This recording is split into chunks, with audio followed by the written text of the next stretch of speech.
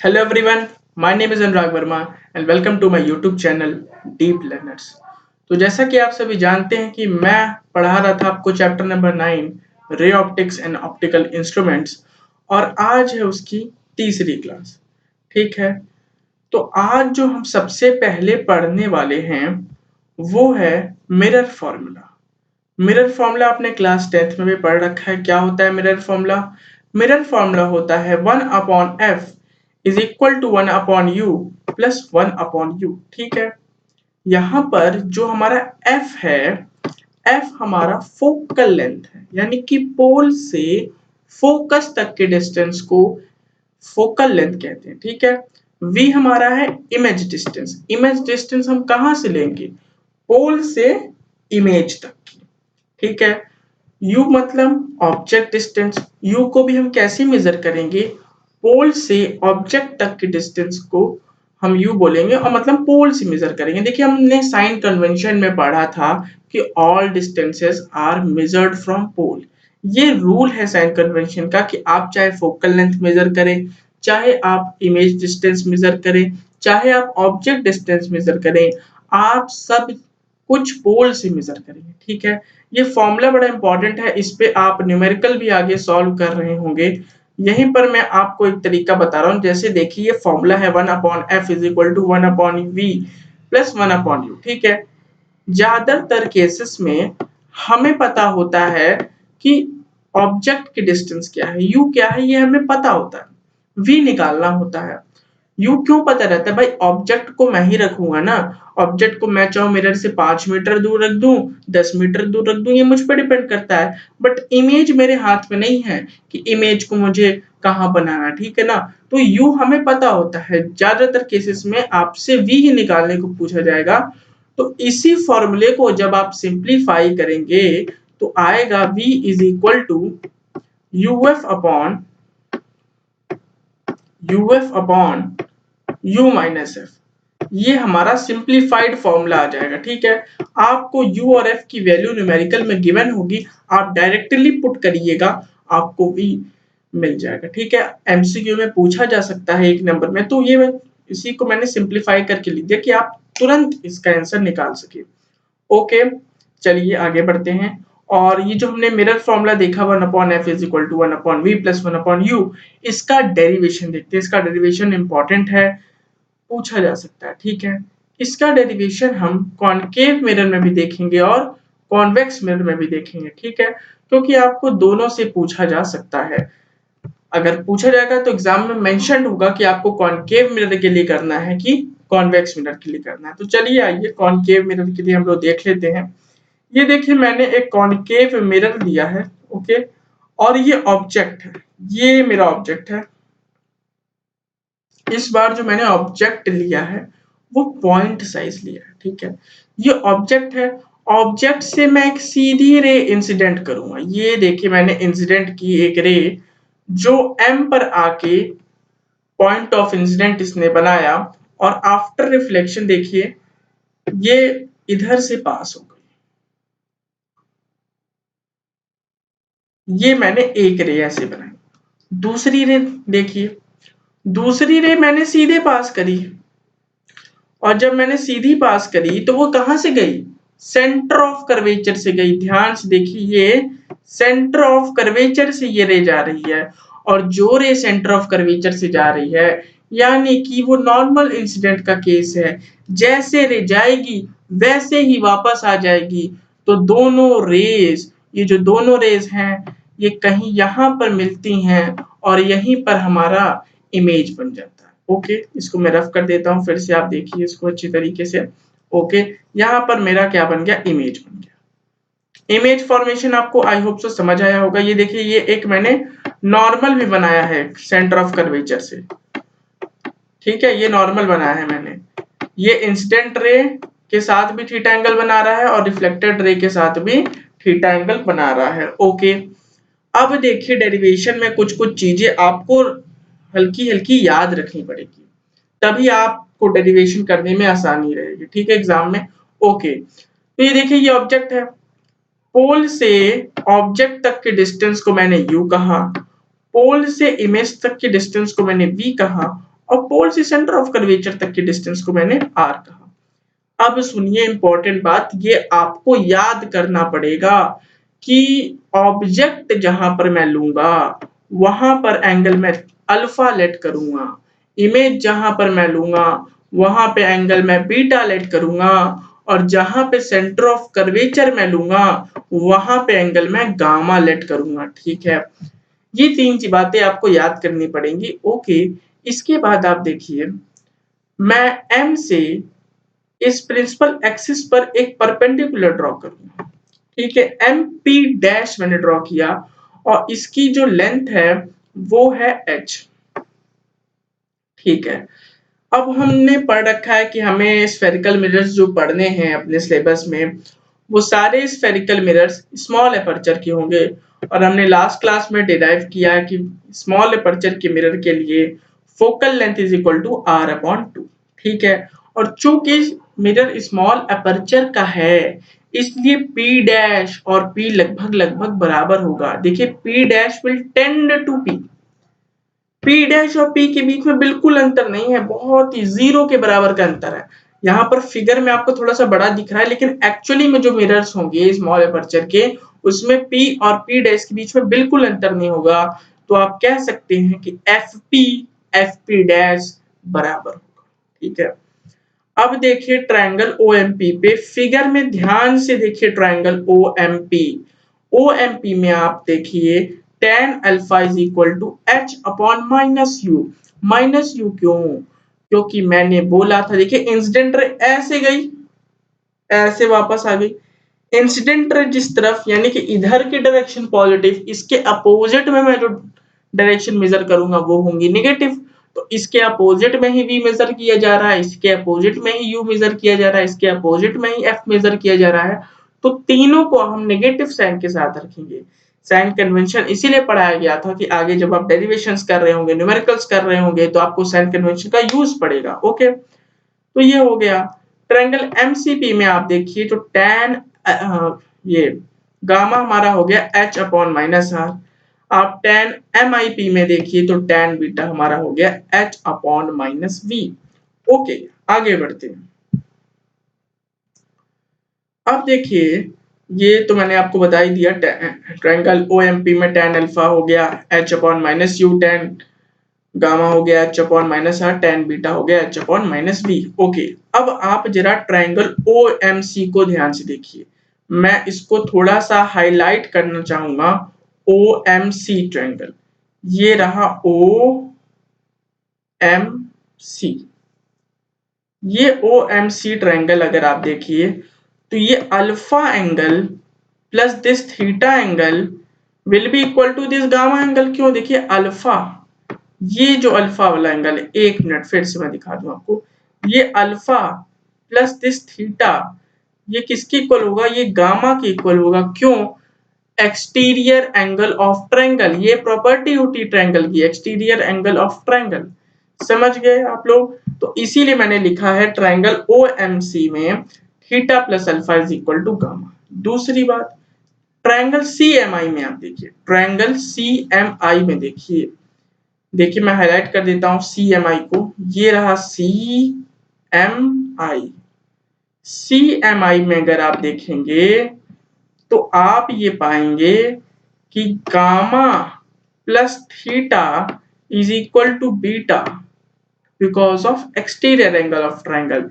ये हमारा प्रॉपर्टी होता है। ठीक है, तो यही मैंने आगे लिख भी दिया है कि beta is equal to theta plus alpha. Okay, अब दोनों जो इक्वेशन बनी थी मैंने दोनों को सब्ट्रैक्ट किया और सब्ट्रैक्ट करने पर मुझे मिला 2 gamma is equal to alpha plus beta. Okay, अब देखिए जो हमने मिरर लिया था वो बहुत ही स्मॉल एपर्चर का है, तो जो मिरर से स्मॉल एपर्चर के होते हैं उसमें अल्फा बीटा गामा ये सब बहुत ही स्मॉल होता है।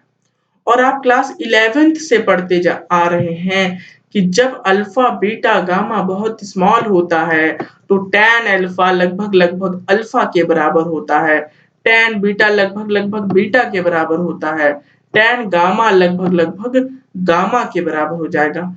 तो यहां पर 2 gamma is equal to alpha plus beta, ये वाली इक्वेशन ध्यान से देखिए, इसी का मैं आगे यूज कर रहा हूँ। अब देखिए 2 गामा की जगह मैं 2 tan गामा भी तो लिख सकता हूँ कि नहीं लिख सकता हूँ, क्योंकि मैंने यहाँ पर लिखा कि tan गामा इज लगभग लगभग equal to gamma, tan beta is लगभग लगभग equal to beta, tan alpha is लगभग लगभग इक्वल टू अल्फा। तो 2 गामा की जगह मैं 2 tan गामा लिख दूंगा। और भाई tan गामा की वैल्यू हमने अभी निकाली थी h by minus R, tan beta की भी निकाली थी और tan अल्फा की भी निकाली थी, तो सारी वैल्यूज हम पुट कर देंगे। ओके, ऊपर से देखिए h से h कट गया दोनों साइड, ठीक है, और 2 by R is equal to 1 upon B plus 1 upon U बच गया। इस 2 को हम नीचे ले आएंगे, नीचे ले आए r बाई 2 बन गया, और r बाई 2 होता है f is equal to 1 upon v plus 1 upon u, और ये हमारा डिराइव हो गया formula 1 upon f is equal to 1 upon u plus 1 upon v for concave mirror. और बहुत इंपॉर्टेंट बात आपको ध्यान रखना पड़ेगा, जब आप न्यूमेरिकल सॉल्व करेंगे तो आप u v f को साइन के साथ पुट करेंगे, विदाउट साइन आप नहीं पुट करेंगे। ओके, अब आइए हम लोग यही डेरिवेशन कॉन्वेक्स मिरर के लिए कर लेते हैं। तो ये देखिए मैंने कॉन्वेक्स मिरर ले लिया है। ओके, एक मिनट, ये मैंने ऑब्जेक्ट लिया, ठीक है, ऑब्जेक्ट से मैं एक इंसिडेंट रे मैंने ले आया, ठीक है, ये इंसिडेंट रे डाइवर्ज हो गई, लेकिन पीछे देखने इसको मैंने मिलाया तो ये कहीं यहां पर मिली, दूसरी रे मैं ऐसे सीधा ले गया, और चूंकि सीधा जो मैं ले गया वो आगे जा करके सेंटर ऑफ कर्वेचर से मिलती है, और सेंटर ऑफ कर्वेचर से ही जाने वाली रे नॉर्मल होती है। तो भाई ये तो केस हो गया नॉर्मल इंसिडेंट्स का, जैसी रे आएगी वैसी ही रे चली जाएगी। तो ये दोनों जो रेज हैं वो कहीं यहाँ पर मीट करेंगी और यहाँ पर हमारा इमेज बन जाएगा। ओके, आपको आई होप सो समझ आ गया होगा इमेज फॉर्मेशन कैसे हुआ, दोनों रेज जहां पर मीट करती वहां पे सिंपल सी बात है इमेज फॉर्मेशन हो जाता है। ओके, इस बार क्या हुआ देखिए, ये जो वी यू है, यू हमारा निगेटिव होगा, क्यों, क्योंकि ये लेफ्ट साइड है, लेफ्ट साइड की बात नहीं है, बात एक्चुअली में ये है इंसिडेंट रे इधर आ रही है तो इधर वाली डायरेक्शन पॉजिटिव और इसकी अपोजिट वाली डायरेक्शन नेगेटिव, तो इधर वाली डायरेक्शन में v आया और r आया, तो v और r हमारा हो जाएंगे पॉजिटिव और बस u हमारा रह जाएगा नेगेटिव। हमारा जो मिरर है वो स्मॉल अपर्चर का है, इसलिए फिर से वही बात कि फोकस होगा r/2 और p लगभग लगभग p डैश के बराबर होगा। ओके, अब हम उसी तरह निकाल लेंगे tan अल्फा। देखिए tan अल्फा फिगर में देख सकते हैं h अपॉन माइनस यू है, tan बीटा क्या है हमारा h अपॉन v है। v क्यों मैंने इस बार प्लस में लिया, क्योंकि भाई साइन कन्वेंशन में हमने पढ़ा है इसको, और tan गामा हमारा हो जाएगा h अपॉन r, ठीक है।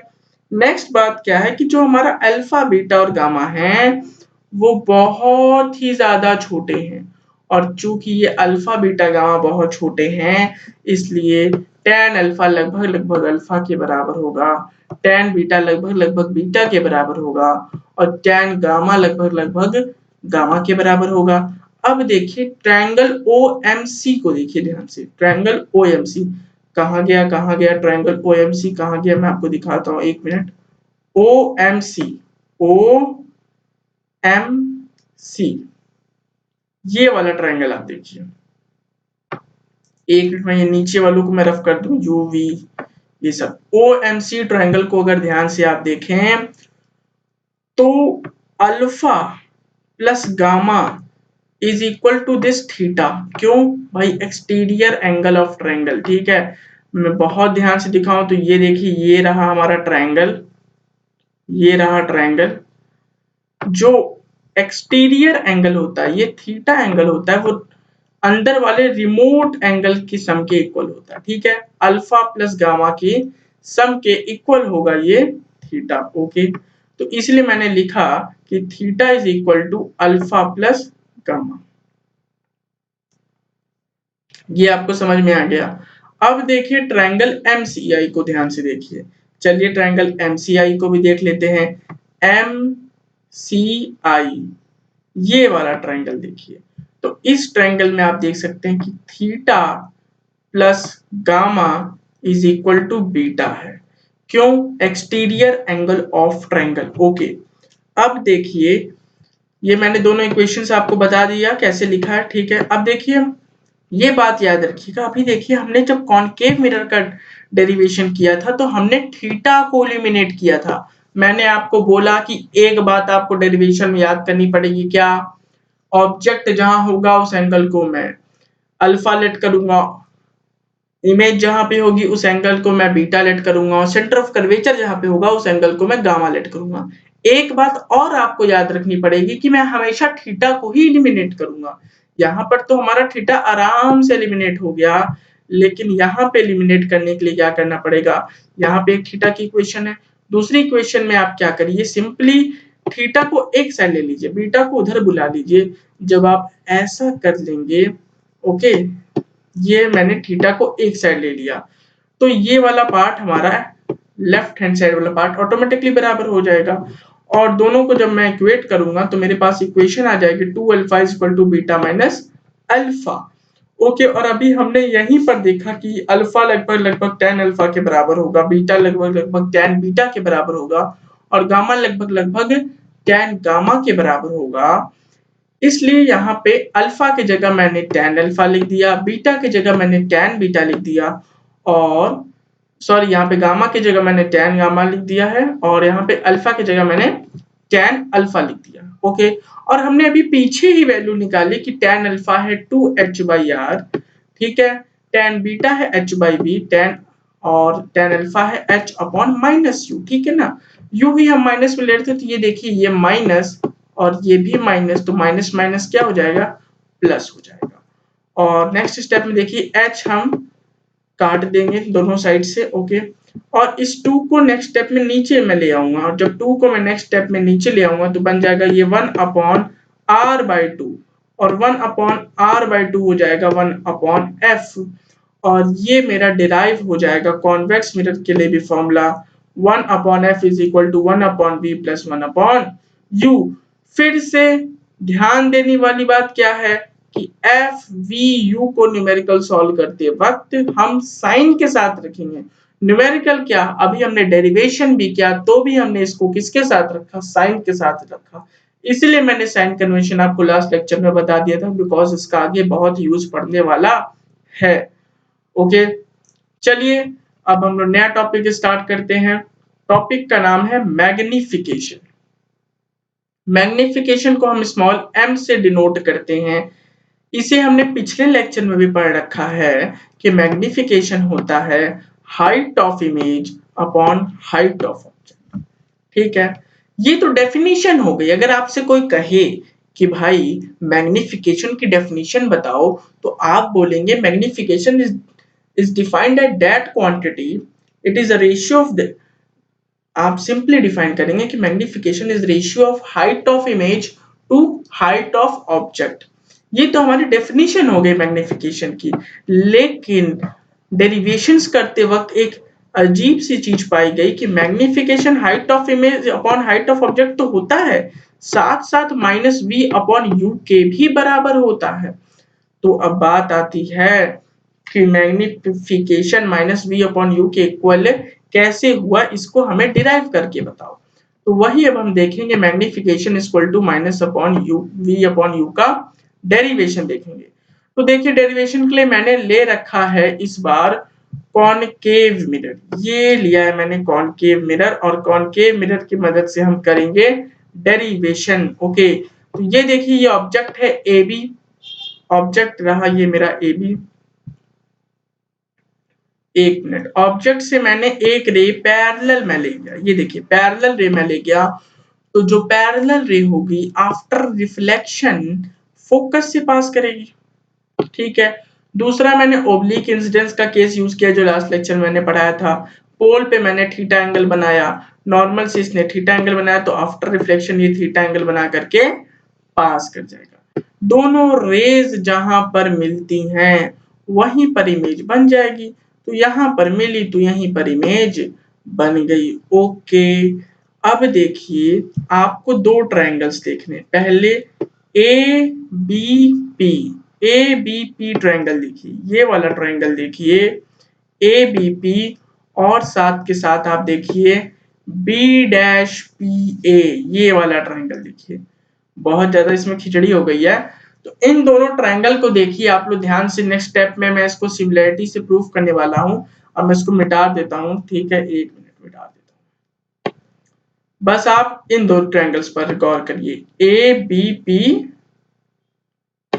ये वाला ट्रायंगल और बी डैश ए डैश पी ये वाला ट्रायंगल। ये दोनों ट्रायंगल को अगर आप देखें ध्यान से तो आप इस ट्रायंगल्स में देख सकते हैं कि A B P is equal to B dash P A. क्यों क्यों है इक्वल? भाई ये भी थीटा एंगल, ये भी theta angle, law of reflection, ठीक है, दोनों थीटा एंगल है because of law of reflection. आप ध्यान से देख सकते हैं फिगर में। दूसरी क्या बात मैं कह रहा हूं, angle 1 is equal to angle 2 equal to 90 degree. Obvious सी बात है, ये जो एंगल 1 है एंगल 2 दोनों क्या है 90 डिग्री है। भाई दो एंगल इक्वल मिल गए तो ट्रायंगल ए बी पी हमारा ए डैश बी डैश पी के बराबर के सिमिलर हो जाएगा। किस क्राइटेरिया से? ए सिमिलैरिटी क्राइटेरिया से दोनों ट्रायंगल्स सिमिलर हो जाएंगे। अब भाई जब दो ट्रायंगल सिमिलर हो जाते हैं तो कोरस्पॉन्डिंग पार्ट्स का रेशियो बराबर हो जाता है। तो A B upon A dash B dash किसके बराबर हो जाएगा? BP upon B dash P के बराबर हो जाएगा। ठीक है, वैल्यूज पुट कर दें अगर हम, देखिए वैल्यूज अगर पुट कर दें तो ए बी हमारा है, आप फिगर में यहाँ पे देख सकते हैं, अच्छे से देख लीजिए। ए बी हमारा एच ओ है, ए डैश बी डैश हमारा एच आई है, ओके, और हमारा बीपी हमारा ऑब्जेक्ट डिस्टेंस है दैट इज यू है हमारा, और बी डैश पी हमारा इमेज डिस्टेंस है दैट इज वी है। तो सबको अगर हम पुट कर दें विथ साइन तो ये इधर माइनस से माइनस कट जाएगा, एक माइनस बच जाएगा। अब दोनों साइड मैंने क्या कर दिया? रेसिप्रोकल कर दिया, पूरे टर्म को मैंने पलट दिया। और देखिए जब मैंने पूरे टर्म को ये थर्ड स्टेप में पलटा और उसके बाद माइनस को मैं उधर साइड लेते गया तो H I upon H O हो गया माइनस वी अपॉन यू। और by the definition of magnification हम जानते हैं H I upon H O क्या होता है? m होता है। तो m इज इक्वल टू हमने प्रूफ कर दिया minus v upon u. Important derivation है, पूछा जा सकता है आपसे आपके बोर्ड एग्जाम्स में, बिल्कुल पूछा जा सकता है। इंपॉर्टेंट फॉर्मूला भी है, इस पर बेस्ड आपको न्यूमेरिकल्स भी मिलेंगे। जब मैं न्यूमेरिकल के लिए सेपरेट वीडियो लाऊंगा तो मैं इस पे जरूर न्यूमेरिकल कराऊंगा। चलिए कुछ इंपॉर्टेंट बातें मैग्निफिकेशन से जो हमने सीखी, ऑब्जर्व करके क्या सीखी इसको एनालाइज करते हैं। देखिए अगर मैं मैग्निफिकेशन निकालूं किसी का और वो पॉजिटिव आ जाए, वो पॉजिटिव आ जाए, अगर पॉजिटिव आ गया इसका मतलब है height of image upon height of object भी हमारा पॉजिटिव है। यानी हाइट ऑफ इमेज और हाइट ऑफ ऑब्जेक्ट दोनों की सेम साइज है। अब दिमाग लगाइए आप लोग, ये मैं रखूंगा ऑब्जेक्ट तो इमेज भी इसी तरह बनेगी। ऑब्जेक्ट तो मैं ऐसे रख नहीं सकता, ऑब्जेक्ट तो मैं सीधे रखूंगा। यानी कि इमेज भी पॉजिटिव और ऑब्जेक्ट की भी हाइट पॉजिटिव, दोनों पॉजिटिव। और ये किस केस में होता है? ये होता है वर्चुअल एंड इरेक्ट वाले केस में। यानी जो इमेज हमारी बनेगी वो बनेगी वर्चुअल और इरेक्ट। लेकिन अगर क्या हो, मैग्निफिकेशन नेगेटिव हो, मैग्निफिकेशन अगर नेगेटिव होगा तो क्या होगा भाई? Height of image upon height of object हमारा नेगेटिव होगा। यानी कि हाइट ऑफ इमेज और हाइट ऑफ ऑब्जेक्ट दोनों की अपोजिट साइन है। अब ये बताइए, हाइट ऑफ ऑब्जेक्ट तो हमारा हमेशा पॉजिटिव होगा, हमेशा, क्योंकि वो मैं हमेशा सीधे रखूंगा। हाइट ऑफ ऑब्जेक्ट या हाइट ऑफ इमेज मतलब अब ऑब्जेक्ट हमारा, इमेज हमारा सॉरी उल्टा बन रहा होगा, और इमेज हमारा क्योंकि उल्टा बन रहा है इसका मतलब है वो रियल बन रहा है और इन्वर्टेड बन रहा है। मैंने ये दो बातें आपको पिछले लेक्चर में भी बताई है कि जब जब वर्चुअल बनेगा तब तब इरेक्ट बनेगा, जब जब रियल बनेगा तब तब इन्वर्टेड बनेगा। लास्ट एनालिसिस अगर हम करें, लास्ट पार्ट है ये आज के क्लास का, अगर मैग्निफिकेशन का मैग्नीट्यूड 1 से बड़ा है इसका मतलब है इमेज की साइज बड़ी है ऑब्जेक्ट की साइज से, और जो इमेज हमारी बनेगी वो कैसी बनेगी? मैग्नीफाइड बनेगी। अगर मैग्निफिकेशन का मैग्नीट्यूड 1 से कम है, इसका मतलब है हाइट ऑफ इमेज कम है हाइट ऑफ ऑब्जेक्ट से, इसका मतलब है कि जो हमारी इमेज बनेगी वो डिमिनिश्ड बनेगी, छोटी बनेगी, और मैग्नीफाइड मतलब बड़ी बनेगी। तो आज के लेक्चर में इतना ही। हमने अब खत्म कर दिया पूरा रिफ्लेक्शन, मिरर फॉर्मूला, ये सब हमने पढ़ लिया। नेक्स्ट लेक्चर में हम पढ़ेंगे रिफ्रैक्शन, एक नया टॉपिक आएगा, और फिर मिलते हैं नेक्स्ट लेक्चर में आपसे, ठीक है। तब तक के लिए वीडियो को लाइक कीजिए, सब्सक्राइब कीजिए चैनल को, और अपने दोस्तों में तो जरूर जरूर शेयर कीजिए, ठीक है, ताकि मैं इस तरीके का बहुत ही ऑसम कंटेंट आपके लिए लगातार बनाता रहूं। थैंक यू, मिलते हैं आपसे नेक्स्ट क्लास में।